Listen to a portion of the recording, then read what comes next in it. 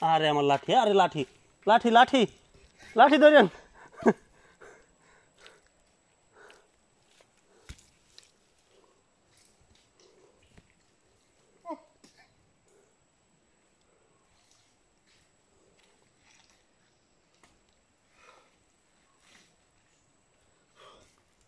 মশা কিরম ধরছে ভাইয়া? দাঁড়া একটু দাঁড়াই, স্লিপ করবো। কেটে বললো মোবাইল নেওয়া? না না, মশা মারছে। সত্যি ভাই, আপনাদেরকে কি করে বোঝাবো যে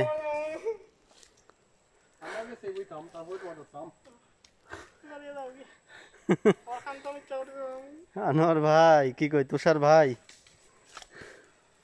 আমার লাঠিটা পড়ে গেল।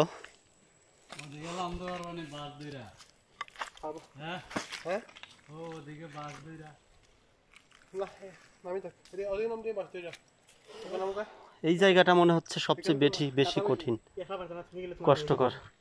অনেকে বাঁশ ধরে দেখেন নামছে। আর মশা, আরেকটা প্রবলেম, প্রচুর পরিমাণে মশা ভাই।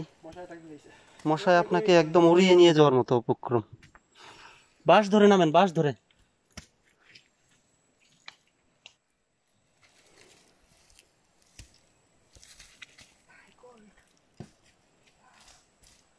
আস্তে ভাই, এইখানে পড়লে ধরেন একটু কম বিপদ, ওইখানে পড়লে কিন্তু বাঁশের ভিতরে পড়বেন।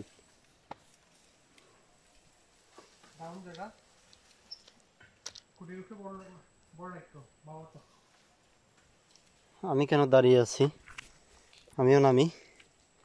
আমার বাঁশ ছাড়া এইটুকুন নামতে কষ্টই হবে। রাস্তাটা দেখাই।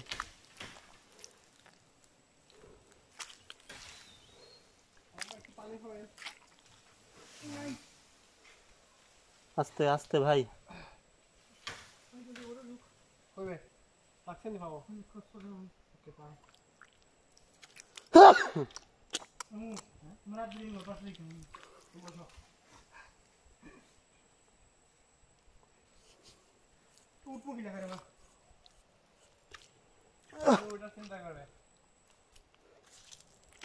অবশেষে আমার বাঁশটা আমি ফিরে পেলাম।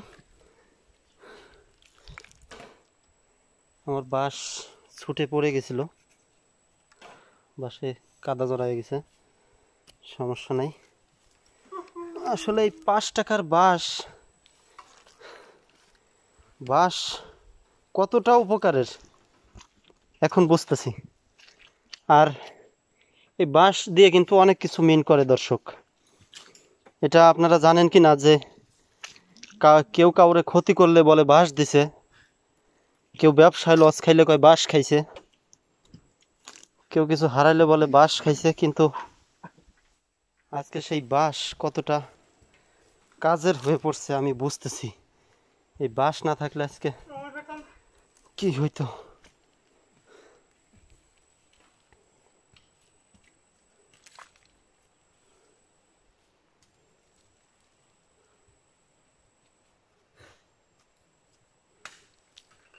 দুইজন ভাই আসতেছে, ওনাদের থেকে একটু ইনফরমেশন নেওয়া যাবে যে আর কত দূর। পা ব্যথা, পা শেষ।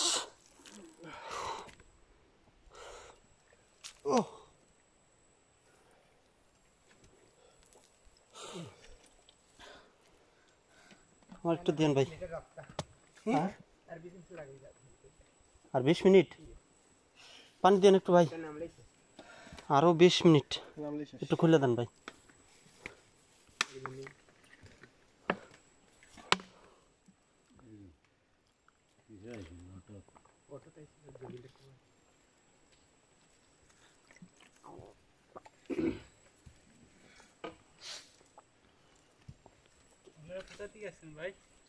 মৌলভীবাজার ঢাকা মিলাইয়া দেখতে।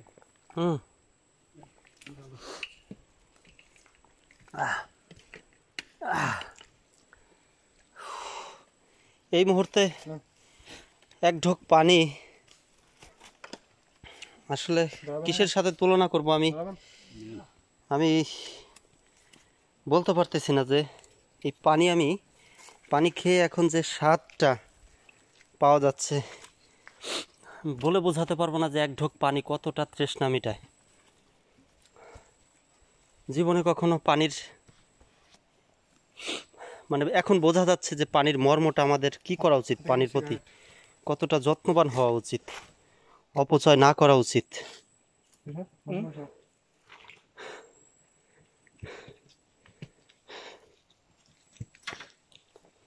যদিও শুকনা খাবার আনছি, এখনো কোনো ক্ষুধার সিগন্যাল লাইট জ্বলে নাই, আভাস আসে নাই। আসতে ভাই, আসলে নামার পথটা যদি এমন প্লেন হয় তাহলে নামারটা আরো কষ্ট হয়। এরকম হলে কোনো একটু গর্ত গর্ত আছে, পিছনে যেখান দিয়ে আসলাম গর্ত গর্ত আছে, ওইখান দিয়ে নামা যায়, ওই যে পিছনে পায়ের দাগ। কিন্তু এখন যেখান দিয়ে নামতেছি এখান দিয়ে একদম প্লেন, কোনো মতোই নামার পরিস্থিতি নাই। আপনাদেরকে দেখানোর চেষ্টা করি একটু, প্লেন একদম দেখেন, পায়ের নিচে কোনো মতো পা রাখার জায়গা নেই, একদম যেভাবে নামতে হবে একদম প্লেন।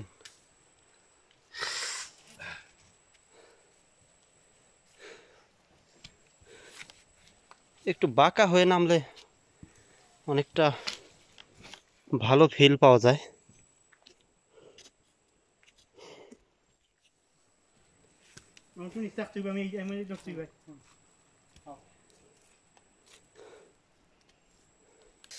বাঁশ বিনছে রে,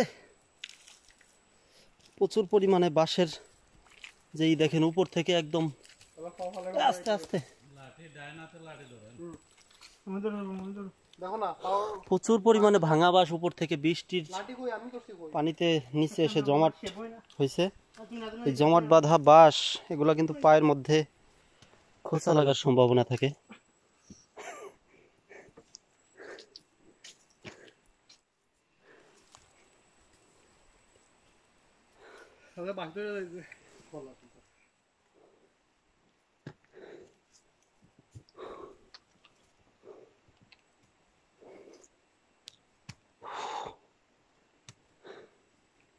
বারোশো ফিট নামাটা যে কতটা কষ্টের, কতটা শেষ নাই।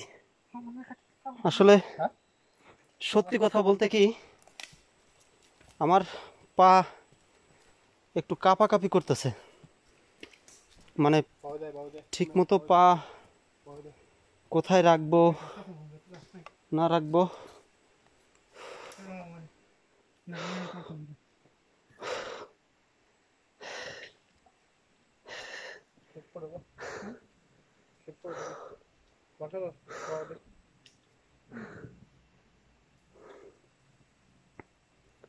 বোঝা যায় না দূর থেকে সাফি ভাই।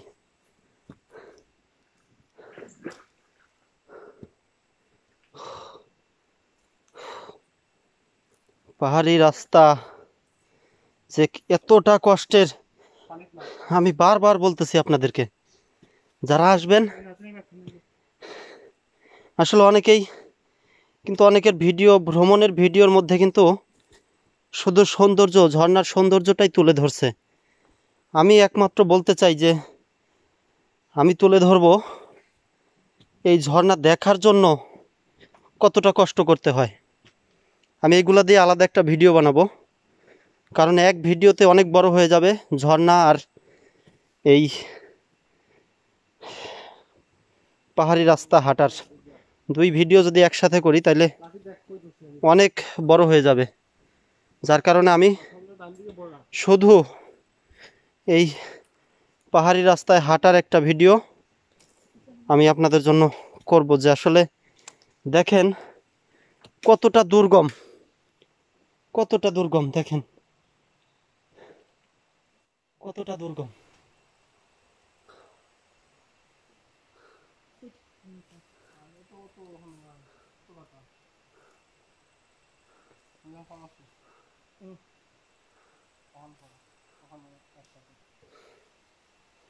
আসলে দেখলেন তুষার ভাই একটু বেশি নার্ভাস ফিল, বা সে আসতে পারতেছে না একদমই। তাকে সাফি ভাই প্রচুর পরিমাণে হেল্প করার চেষ্টা করতেছে।